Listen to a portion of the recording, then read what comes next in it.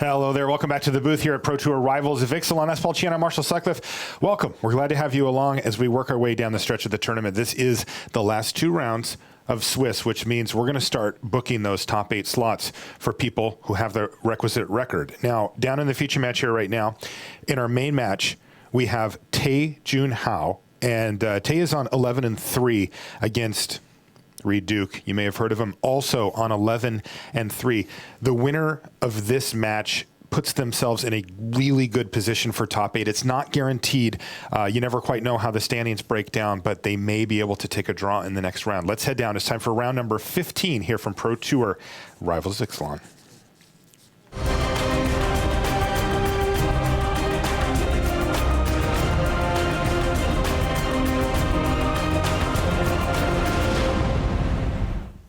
Hello and welcome back to coverage of Pro Tour Rivals of Ixalan. I'm Marshall Sutcliffe in the booth with Paul Chian.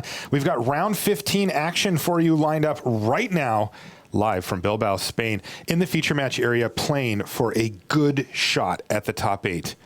Reid Duke from the United States. He plays for Team Ultimate Guard, sitting at 11-3, and he is on Obzon here, Paul. That is not his a big weapon surprise. of choice. No, he likes to play these black-green based decks, sometimes with red, sometimes with white.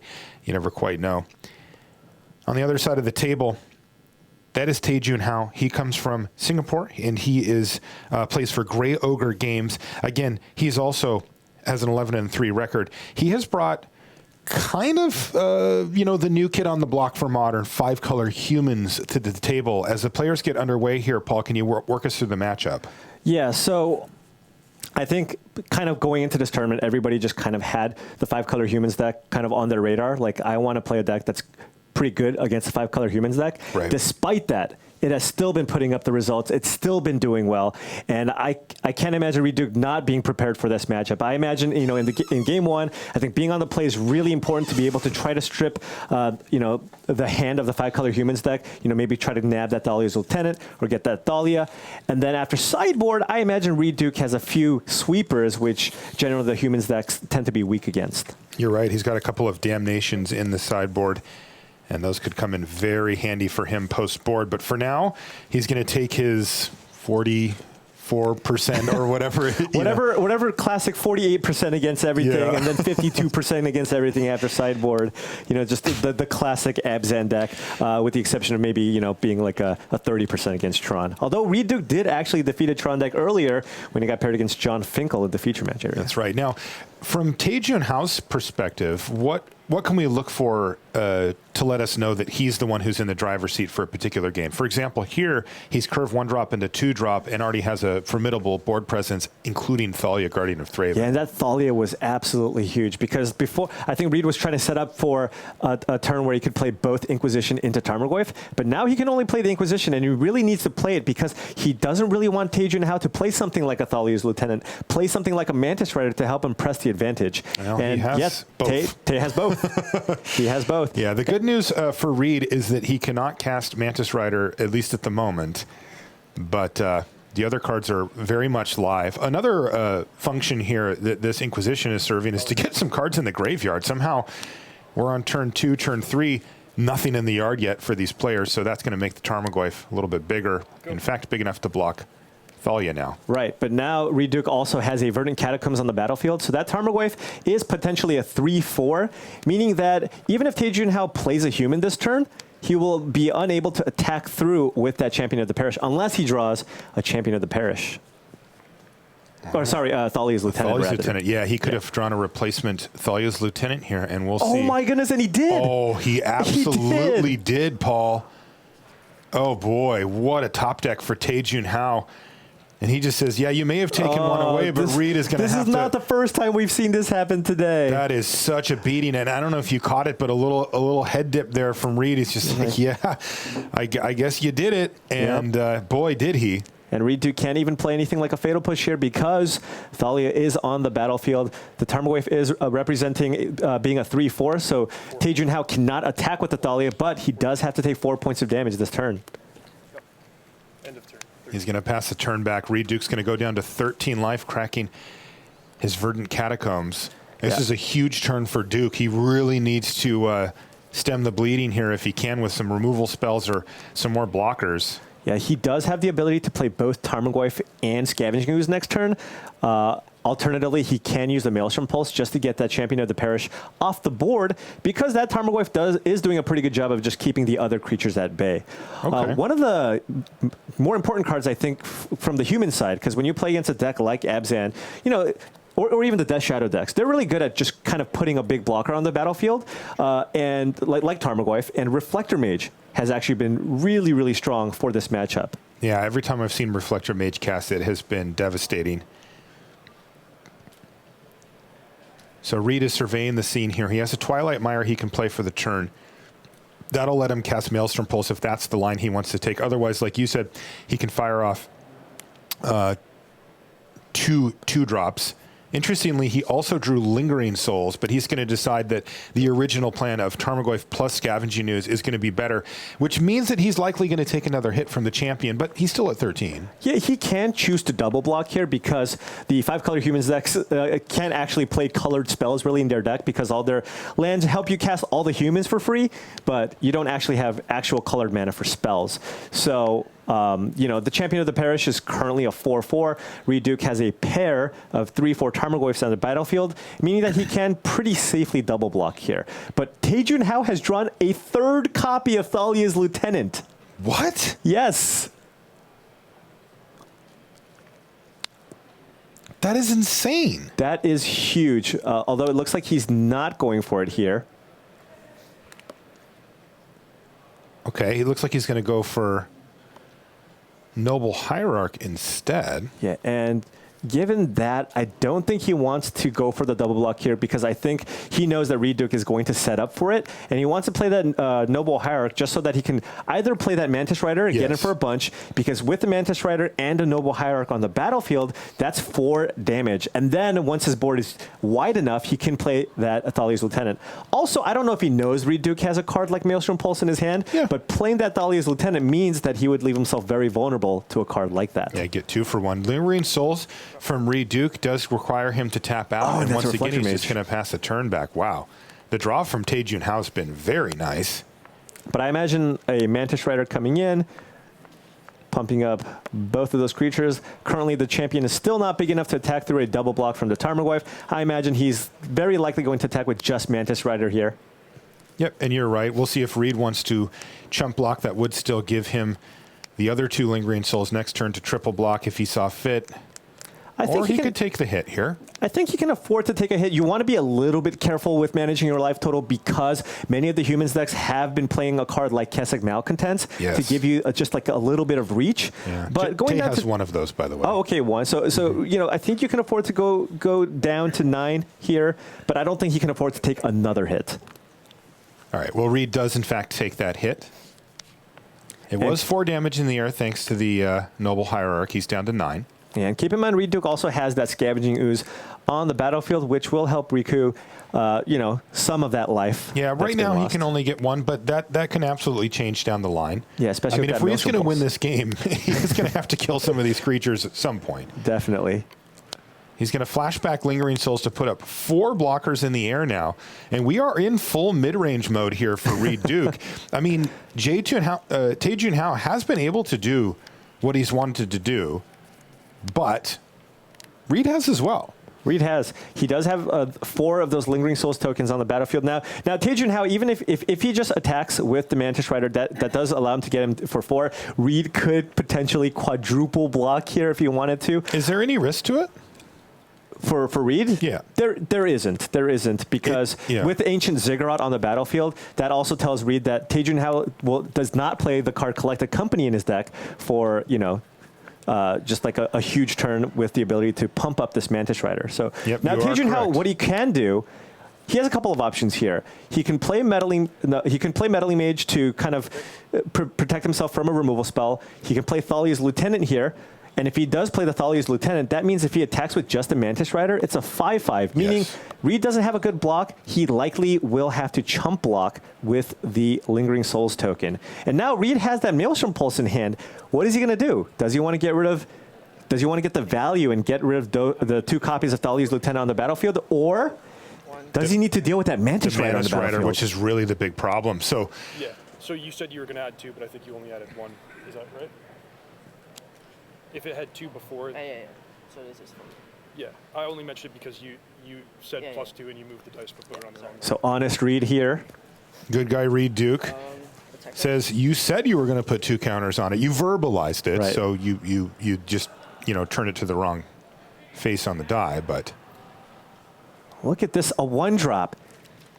8-8. Miles bigger than that Tarmogoyf That's on the absurd. battlefield.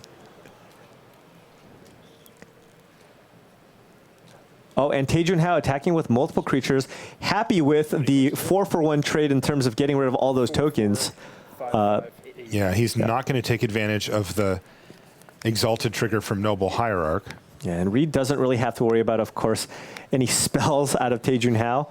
So he just needs to figure out what the best blocks are for him right now. Yeah, it's an interesting position because in an ideal world, he'd be able to get rid of both the Manus Rider and the Champion and then use that Maelstrom Pulse to take out the 2 lieutenants. That would leave Tay, down to a much more manageable board from Reid Duke's perspective. But what's it going to cost him to do that? His whole board? Yeah, he's going to lose a lot.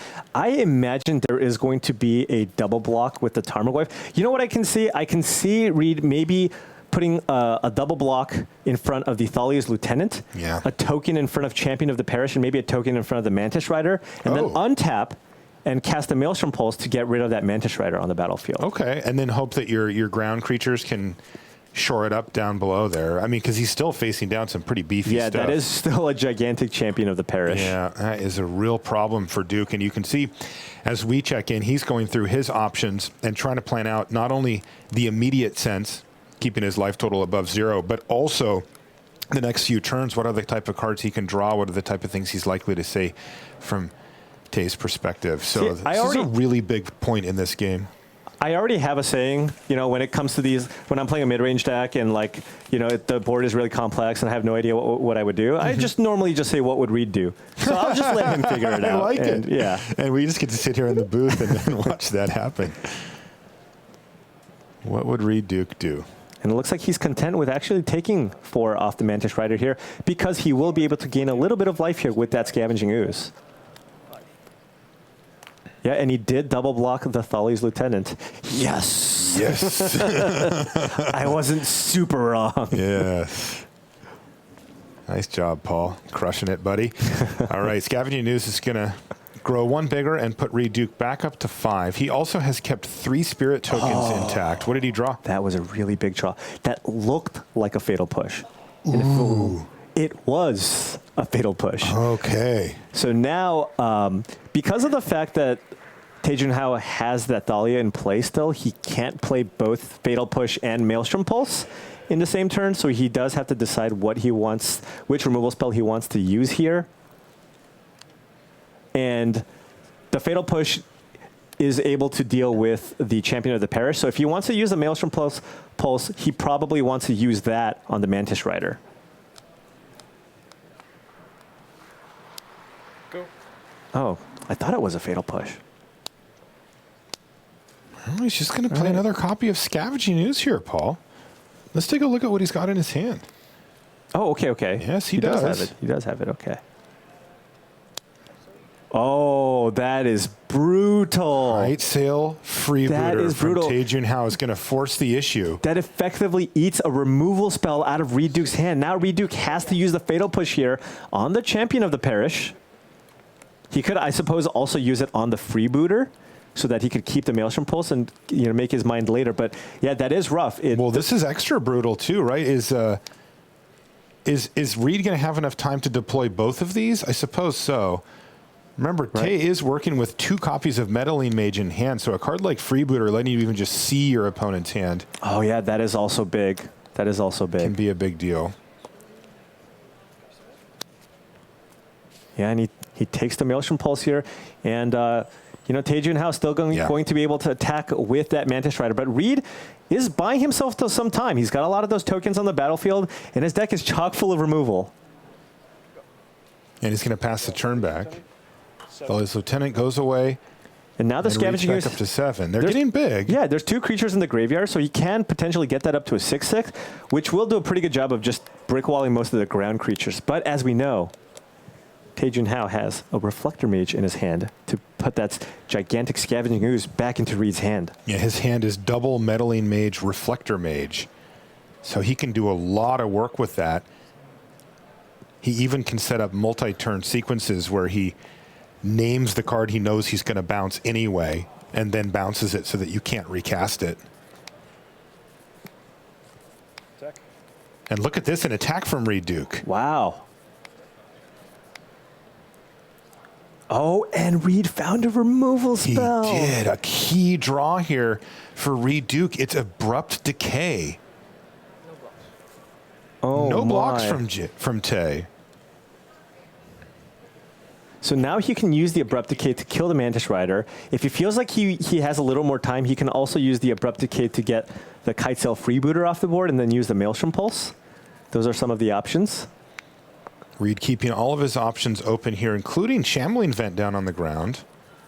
All right, so now Tay Jun Hao can play some blind Meddling Mages. He does have access to 4 mana, so he can play a couple of Meddling Mages and then kind of put Reid to the test, I suppose. Yeah, put a Meddling Mage on the stack and see if Reid responds. And there's Suppose no that Reid real just reason. would, right? Yeah, there's no real reason for Reid not to respond. I think he's just going to cast Abrupt Decay. There's not a lot of value here in just keeping it back. And the Kitesail Freebooter is not really very threatening, so I can see Reid just looking to get rid of that Mantis Rider instead. Yeah. He's just going to take out the biggest, most threatening card on the other side of the battlefield, and that is a big setback there for Tay, but his hand still looks pretty good. And he gets to name a card with Meddling Mage. What do you think he'll name? Remember, Reid's on no card, so he's only thinking about cards that Reid might be able to draw. So one really cool interaction here as well is because he has that Reflector Mage on the battlefield, he can just can name name a creature. Scavenging Ooze? He can name Scavenging Yeah. Ooze. So if he goes Meddling Mage, name Scavenging Ooze, and the next turn play Reflecting Mage, he could do that. But it looks like he decides to just go for Fatal Push, which Reid Duke, given that he's Abzan, likely playing 4 copies of it in his deck. Yeah, he is, in fact, playing 4 copies of Fatal Push, so a reasonable name there. Here. There's now, only one in the graveyard. Now will he go for another removal spell here? I can see him naming Abrupt Decay here. Yeah, it's interesting because he can lock down a lot of the removal that Reid could possibly have. Yeah. He could also name Path to Exile. I don't know if Reid has that in his deck, but it's certainly an option. No, Reid does not have Path in his list. Combat. And it looks like it Okay. was, in fact, Abrupt Decay. All right, looks Now, like we're Abrupt racing Decay, here. though, is just a card that he has seen, though the truth of it is that Reid's only playing 2. Ah. So, and remember, we've already seen 1 cast. So that one's not quite as effective as the Fatal Push, of which there's still 3 copies in the library for Reid Duke.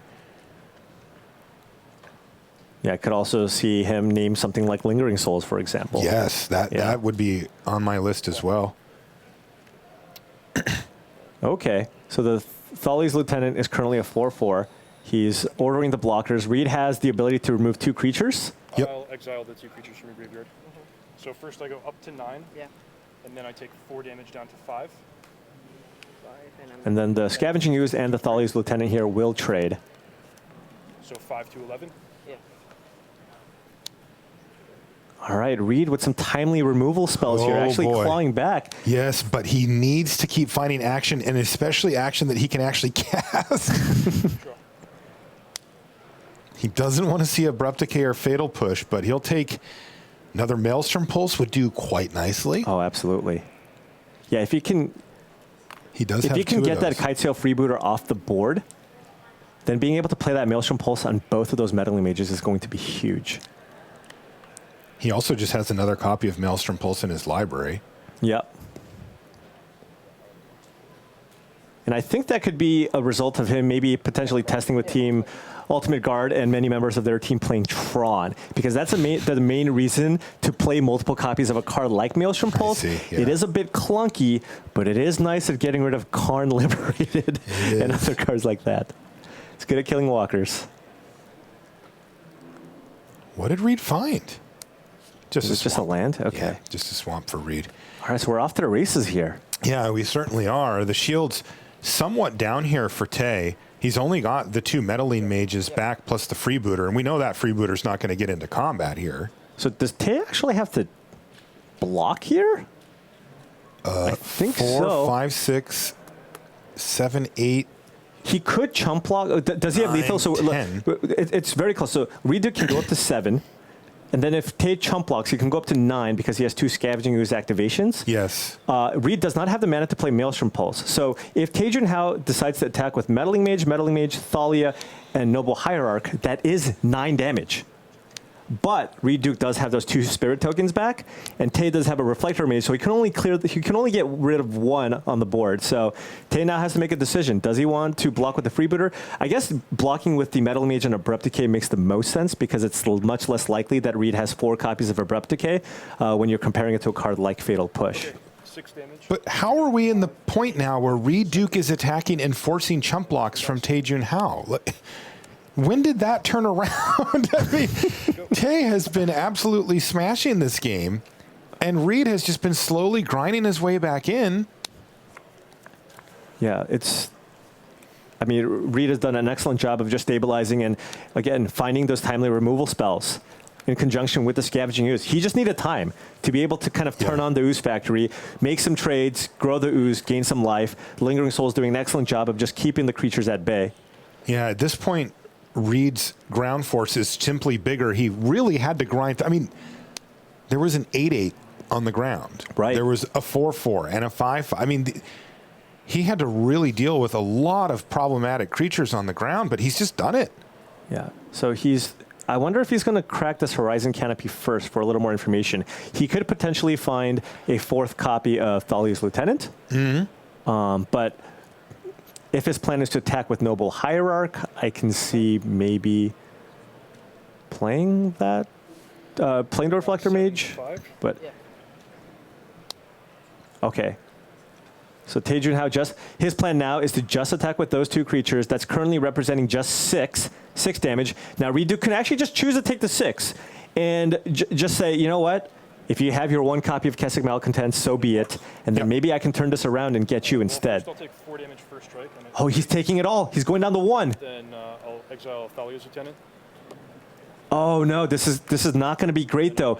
He's going to get the Scavenging Ooze to a 6/6, but Tay Jun Hao has a Reflector Mage. That's right. Reflector Mage still in hand for Tay Jun Hao, and he is going to ruin Reid Duke's day by playing that Reflector Mage on the big Scavenging Ooze.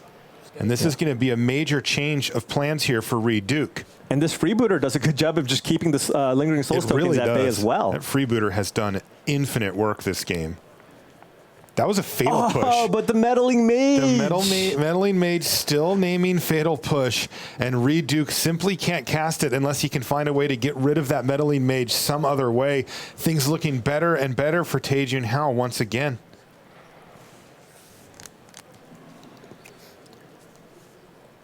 And Reid Duke cannot play that Scavenging Ooze because, of course, the Reflector Mage prevents you from playing the creature that was bounced for at least 1 other turn.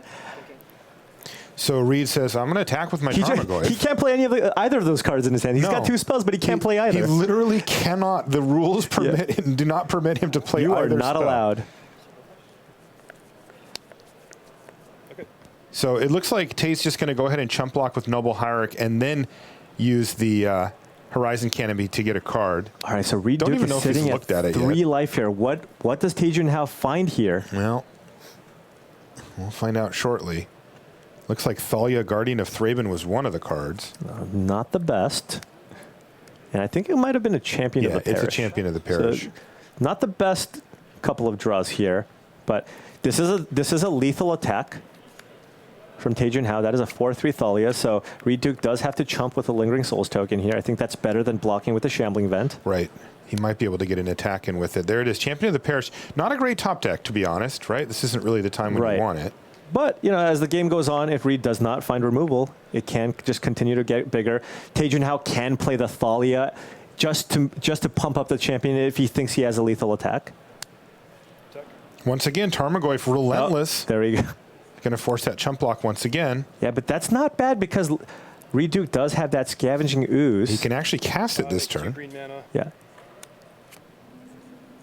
He's doing some fancy mana filtering here. With Twilight Mire. So now he has a green floating, and you will likely use that to play something else or activate the Ooze. And does he have Delirium? Let's take a look. Yeah, we're showing he's got Delirium. All right.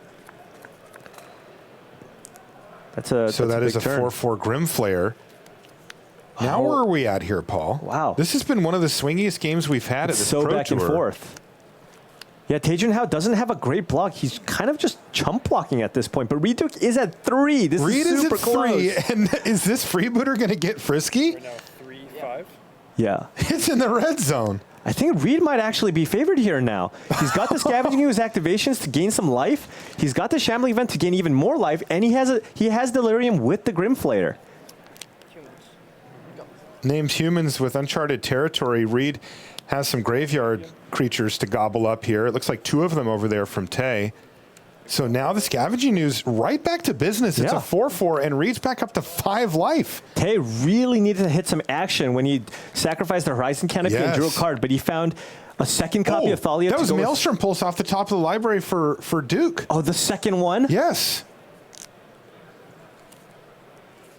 Can he use that to piece together a win here? That is gigantic. Now, Remember, he has a stranded Fatal Push in hand, and there's also the freebooter with another Maelstrom Pulse under it. yeah, there's This a just lot of unlocks different angles he can multiple- take here.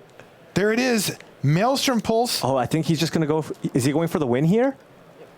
We know the humans that doesn't has have a any Fatal instant speed Push. interaction. Fatal Push on the Thalia. He has to pay 2, take out Attack Thalia. with everything, and that's lethal. Look at this from Reid Duke. He is relentless, Reid Duke, today. Never stopping. Just making sure, running the Never numbers. letting the pressure go. And he wins game number Wow. 1 against Tay Jun Hao. Wow. Tay Jun Hao falls in game number 1, but it's not over yet. We've still got way more live magic to bring you today. As Reid calmly and coolly works his way through that game. Boy, what a swingy game that was. By the way, we've got updates from our side tables. You can see that is Jerry Thompson down in the lower left, and he has just won 2 games to 0. He is 12-3 now. Oh, Jerry Paul. Thompson is 12-3. Yes. Very likely to draw into the top 8. All right, we've got more updates and, of course, more live magic here from Bilbao, Spain, right after these messages.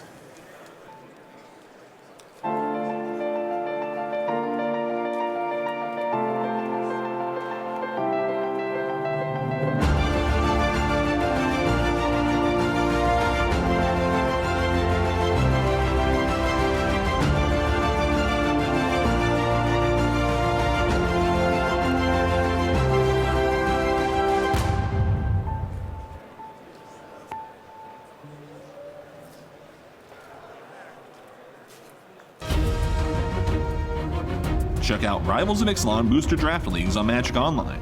Draft anytime, play anytime. Available now. For more information, visit mtgo.com.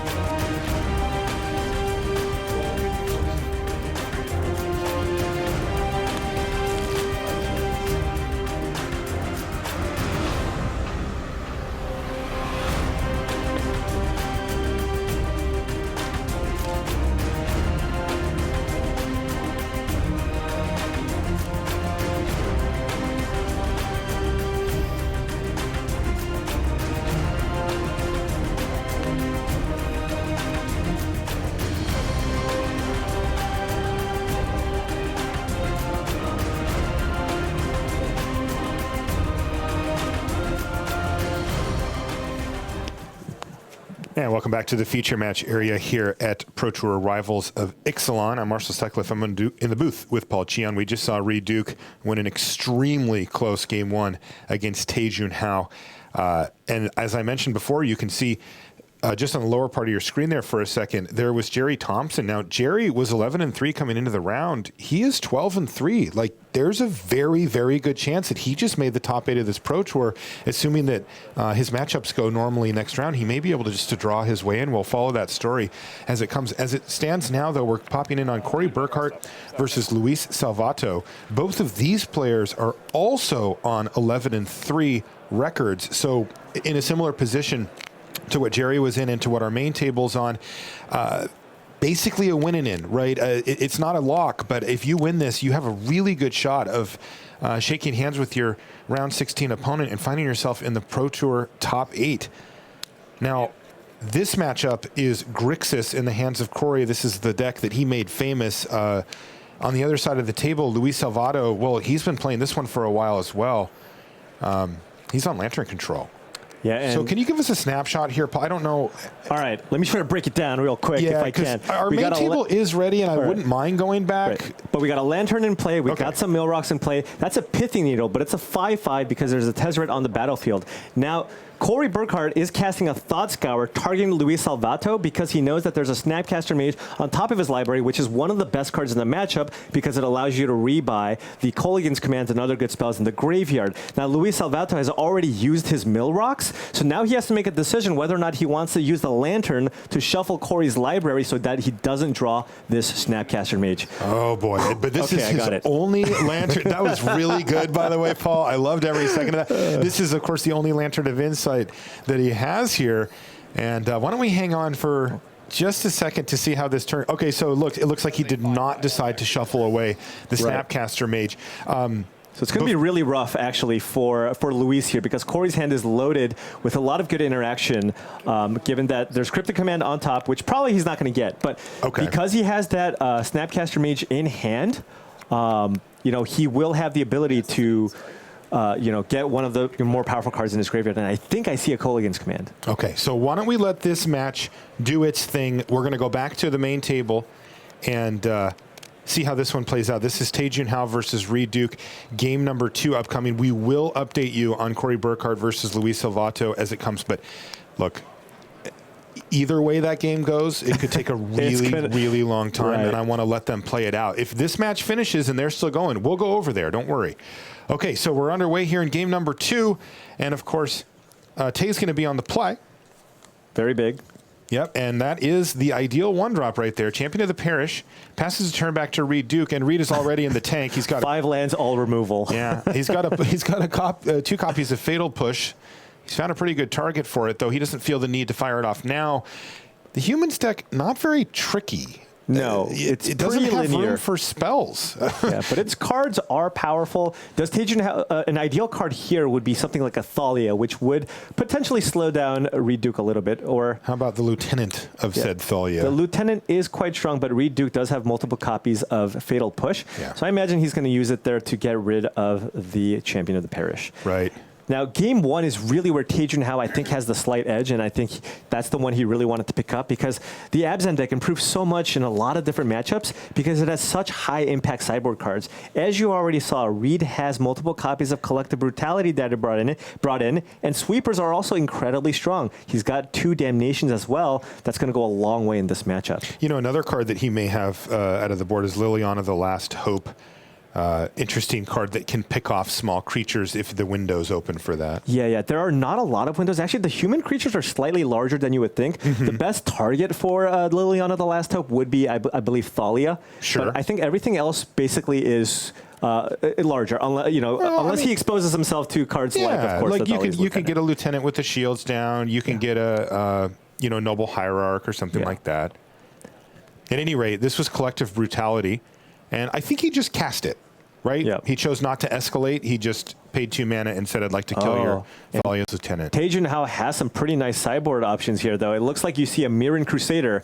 Pretty nice against the black-green deck that's not playing Path to Exile. Oh, my right? Because that is one of the best ways to deal with it. You're not kidding. He's got 2 of them, too. And it looks like he's going to lead out with Sin Collector here just to clear the way. And I like this play because another card that Reid Duke could very easily have is Liliana of the Veil. And if he had Liliana of the Veil, playing that Mirren Crusader on an empty board it would leave you very, very vulnerable. So I like playing the Sin Collector out first. So is he forced to take away the Thoughtseize here then? I think the Thoughtseize is actually a pretty nice card here to take if your plan revolves around winning with that Mirren Crusader. Yeah, so again, a heads-up play. And there's a reason why Tay Jun Hao is 11-3. I know sometimes people say, hey, look, there's not a lot of decisions you have to make with the humans deck, but the little ones that you do, you know, you have to make the right choice. Yeah, and somehow Reid is going to have a hand chock full of removal spells and just not be able to even touch a really potent threat. On top of not being able to be removed, extremely difficult to block. Think of the creatures that Reid Duke runs. Yeah, and Reid Duke really needs to find a creature here, but here comes the Mirren Crusader, and he has the protection. Doesn't block it. Scavenging Ooze doesn't block it. None of his creatures block it. It's just Lingering Souls, right? Absolutely. And if I'm Reid Duke, I don't know if he decided to keep in the Liliana of the Veil, but if he did, then I would look to use the Abrupt Decay on the Sin Collector so you have the option to put yourself in a situation. Shot. Yes. Exactly. I feel you, man. I think you might need to do that. But on the draw, Liliana of the Veil, not great. So I could see him maybe potentially taking some of that out and just deciding to go for Damnation as the way to deal with the Mirren Crusader. That's what I was thinking too, that he does still have that as a potential way to deal with the Crusader. But as we know, Mirren Crusader does not give you much time. Ooh, he's getting this land quickly. Wait a minute, What that was fast. 13. What is he up to here? And he's getting an Overgrown Tomb, so he wants multiple green sources. Does that mean he has a Scavenging Ooze here? Maybe Scavenging Ooze plus Abrupt Decay. Oh, no. Okay, so he does have Liliana. He drew Liliana of the Veil. He did. He found Liliana of the Veil. He absolutely ripped it, and now he found an answer. It's like you didn't have that when I said Crusader. Unbelievable draw there from Reid Duke, and it solves a massive, massive problem for him. He can breathe a sigh of relief. We both knew it. Body language-wise, it was like something real bad is about to happen to that Mirren Crusader. Yeah. And boy, did it. Now what is Tay Jun Hao? Oh, no, he has Manus Rider. Oh, he's in a really awkward spot because he can't cast it. He has 2 copies of Horizon Canopy, and the blue source that he has in his hand is a Seachrome Coast, which comes into play tapped. Oh, no. He also has the most miserable card at this point, which is an Ether Vial, you know, way past its date of, you know, its expiration date at this point. I mean, he may as well cast it, but no, I think given that Liliana's on the battlefield, I think Tay Jun Hao is probably just going to play out a Thalia's Lieutenant here and just put himself in a situation to Oh, no. Okay. Looks like he prefers the Ether Vial here. I thought he was going to actually run out Thalia's Lieutenant and keep Ether Vial in hand as the card to basically discard off the Liliana because, you know, its effectiveness is much lower here. Yeah. Well, now he's forced to discard one of these potent threats. He's going to give himself a shot at discarding something less good by cracking one of these Horizon Canopies. What was it? Another Lieutenant? Yeah, I believe there was a Thalia. He did draw a Thalia with it, yeah. So, and here's Dark Confidant now for Reid Duke. So the engine gets rolling. So Tay Jun Hao is just hoping that Reid Duke does not have an Abrupt Decay here so that this Mantis Rider can take out Liliana of the Veil. This is a huge sequence now. But we know that Reid does have Abrupt Decay in hand. But Tay doesn't know. What is he supposed to do, right? He just has to do it. Oh, but he has Champion of the Parish as well. So yeah, he should put that onto the battlefield first and then play out the Mantis Rider to grow the champion. He doesn't really have a whole lot of other things he can... I mean, if he really does sniff out this Abrupt Decay, he could play... Yeah, you know, I think he actually just straight up knows about it. I mean, I think the Sin Collector revealed that to him. Oh, sure. I believe that Reid did have it in hand. That was a while back, but I think Reid had drawn it already. Okay. So he decides to just play out the Thalia. He doesn't put a Champion of the Parish out on the battlefield because Reid Duke does have a Liliana in play, He doesn't want to get his Mantis Rider plussed away, apparently. And I think he also thinks maybe there's a good chance that Reid uses the Liliana, just the Edict effect. And if he does do that, Tay can put the Vial in the Champion of the Parish, which would be really nice. Yeah, which is exactly what's happening right now. Yeah. So this is going to work out. Reid just says, well, you know what? I'm the one with Dark Confidant here. I'm just going to have to grind through all of these threats anyway. But Reid looking very good now. He found that Dark Confidant, get that card flow going. He found a Tarmogoyf, and his last card in hand is still an Abrupt Decay. So that Mantis Rider is going to get in for 3 points of damage because Thalia is on the battlefield. But then Reid does get to untap and deal with it.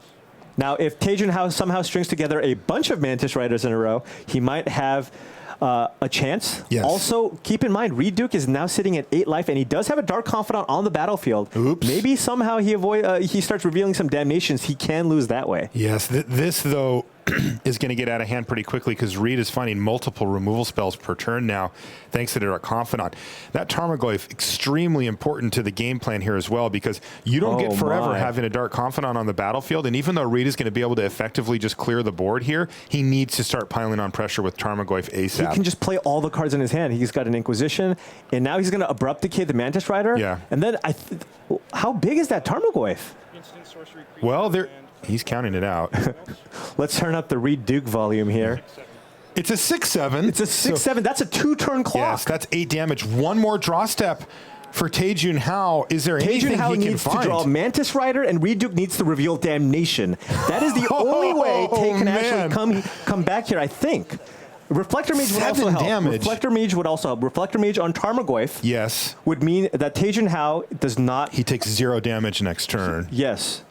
Although Reid Duke does also have a Treetop Village on the battlefield, which would get in for some damage. So Reflector Mage is a reasonable card here. Good point. Or Mantis Rider into Damnation. I think those are the two collections of cards The that two he can draw. incredibly unlikely circumstances that Tay Jun Hao is facing down. Man, he made it this far at 11-3. This is his third Pro Tour. He's played in 2 before. Reid has 2 Pro Tour top 8s on his resume, but he is running up against the number 2 player in the world here, and Tay Jun Hao is facing long odds, to say the least. And yeah, we saw Reid Duke very close to top 8ing the last Pro Tour. In good position here as well. Tay Jun Hao does have... is that Aether Vial currently on 2 going up to 3? Can't see it right now. Okay. Because There's also a judge call situation happening here that I'm not clear on. I think it might be just the size of the Tarmogoyf potentially. Okay. Or it might be the Aether Vial trigger. But if the Aether Vial is on 2 and it's going up to 3, Tay Jun Hao also has an additional draw because he has that Horizon Canopy on the battlefield.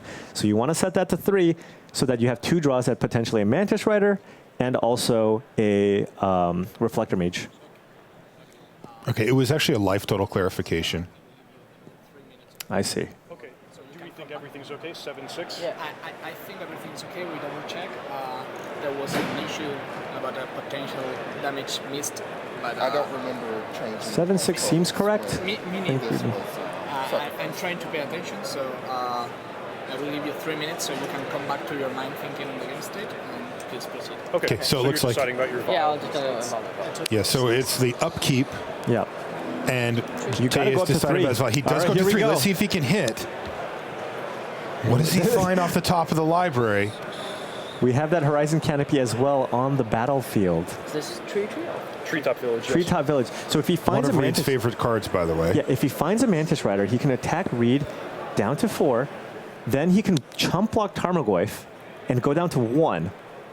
And then It's hope a that the Dark Kitesail Confidant freebooter. gets him there. Is that enough? Kitesail freebooter, okay. Oh, and Reid hits a land. And Reid hits a land. That That's is exactly big. what Reid wanted to into see here. Scavenging Ooze.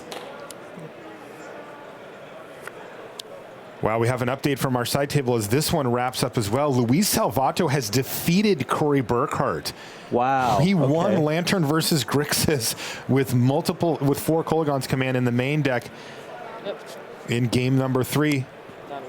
All right, so here it is. Reid Duke attacking in and putting Tay down to 1 life. He surely is out of outs now. He's got the scavenging ooze on the battlefield, which can gain him upkeep, gain him up to 4 life. Unless Reid Duke accidentally sideboarded in an Emrakul, I think he's going to be okay here. Reid Duke on the verge of perhaps his 3rd Pro Tour top 8. He does need to find a draw next round, so it's not guaranteed, but it puts him in fantastic position.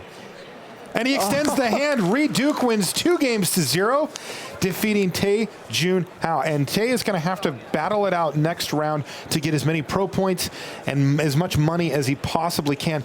And I'm sure we'll see him back here again based on his finish here. Wow. X and 3. Unreal. Wow. Great stuff from Reid Duke down in the feature match area. And a big high five from his close friend William Huey Jensen and Paul Ritzel as they come over to congratulate their friend. That is going to do it for this round. Paul, I need to calm me down here, Paul. These things get so intense down the stretch because we build up all day and there's so much on the line right now that it's just one of those things where you need to just calm down. We got another round to go, though, so we have to go through this all over again. My heart can't take it. We're going to take a short break. When we come back, though, we're going to have Modern with Simon Gertzen over at the news desk.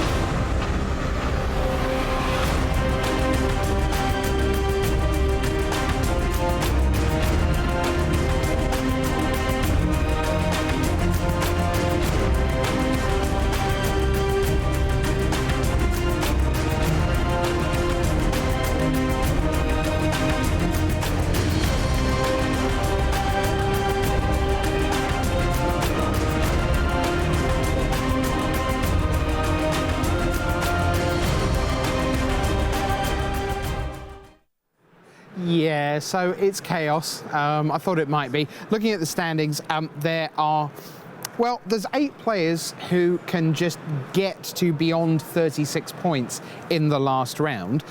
One of them is waiting down in the feature match area. So I'll carry on crunching some numbers, and you can go and listen to Reid Duke, who just won an exciting match here in the feature match area to go into the last round of Swiss with only 3 losses. Reid, have you done the math about what this means in terms of the top 8? I have not. I was in 8th place before this round, so presumably, my ranking will be pretty good, but it depends who I get paired against and what other players are doing. So I'm going to be ready to play or draw, depending on what the situation calls for. Now, I got to tell you, I don't know if there's anybody who has as many pro points piled on top of him anytime he wins a big match. I mean, you have John Finkel, William Huey Jensen, Gabriel Nassif, Paul Rietzel. As someone who grew up watching the game, what is it like to have so many of those people have your back at an event like this? Yeah, you said it, Brian. I mean, that's the best part is all the people that support me and help me, being able to share the achievement with them and, just have them behind me is better than any other aspect of the tournament for me. Let me ask you about Abzan. What is the lure of Abzan for you? What makes that you keep coming back to these mid-range decks in this modern format? Oh man, well it's just, everybody sort of has a deck like this, but for me, my Tarmogoyfs, my Dark Confidants, my Liliana of the Veils, those cards just never get de-sleeved. I've played with them so much that they're virtually like turning to dust in my hands. But this is just the deck that I love, and it's really fun to be able to have made it this far, doing things my own way, so to speak. And yeah, I love the deck, and I hope it continues to serve me well. People who might want to do things the Reid Duke way, what advice do you have for them about playing Abzan against this humans matchup that's been so prevalent here? We've seen so much of that deck here at Pro Tour Rivals of Ixalan. What would you say to someone who might be facing off against humans with trying to be the best Reid Duke they could be? Just be careful with your life total. Chip in for damage when you can, but make sure you're number one playing defense. I mean, my sideboard strategy involves basically every card that I have access to that can kill a creature comes in, and just plan carefully around Thalia. Don't get bottlenecked on mana, and there's no secret to it. It's just about taking every step as carefully as you can possibly take it. All right, well, Reid Duke, good luck here with this last round. However it plays out, we're looking forward to seeing you, and hopefully we'll see more of you on Sunday. Thank you.